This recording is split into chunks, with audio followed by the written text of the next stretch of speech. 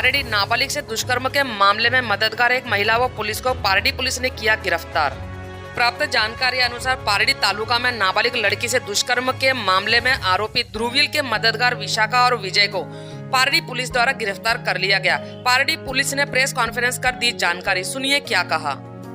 पारडी पोस्टनी हदमा गंगाजीना खाड़ीना किनारे एक ઝૂંપડાની અંદર એક સગીર બાળા ઉપર રેપ થયાની હકીકત ખુલેલી, જે બાબતે તારીખ 19/6/2024ના રોજ ગુનો દાખલ કરવામાં આવેલો। ગુનાની તપાસ દરમિયાન એવું ખુલેલું કે આ જે સગીર બાળા છે એને 5 દિવસ પહેલાં એ વાપી એક મંદિરે ગઈ હતી, જ્યાં તેને એક બીજી 23 વર્ષની છોકરી મળેલ હતી। એ છોકરીને ઇશારો કરતાં બંને જણાએ વાતચીત કરી હતી અને વાતચીત દરમિયાન બંને જણાએ એકબીજાના મોબાઈલની આપલે કરેલી હતી। એ મોબાઈલની નંબરની આપલેના આધારે એ 23 વર્ષની જે દીકરી છે એણે ફોન કરીને સગીર બાળાને બોલાવી હતી અને વાત કરી કે આપણે બેંકમાં જતા આવીએ, અને બેંકમાં નહીં લઈ જઈ અને પહેલાં પારડીથી વલસાડ લાવેલી હતી, અને વલસાડથી પછી ત્યાં ગંગાજીની ખાડી કાંઠે લઈ ગઈ હતી।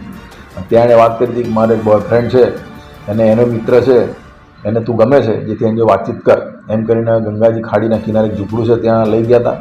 ત્યાં એના મિત્રએ વાતચીત કરી રાત્રે દુષ્કૃત્ય આચર્યું હતું, અને જે દરમિયાન તેઓ એ વાહનમાં પણ મુસાફરી કરેલી હતી, અને એ વાતચીત કર્યા બાદ અને આ દુષ્કર્મ આચર્યા બાદ સવારે આ યુવતીને ભાન થતાં તે પોતાના ઘરે ગઈ હતી અને પોતાના ઘરે જઈને સૂઈ ગઈ હતી। ત્યારબાદ એના પિતાજીએ પૂછપરછ કરતાં આ વસ્તુ ખુલેલી, જે બાબતે ફરિયાદ દાખલ કરી હતી અને આગળની હાલની તપાસ ચાલુ છે।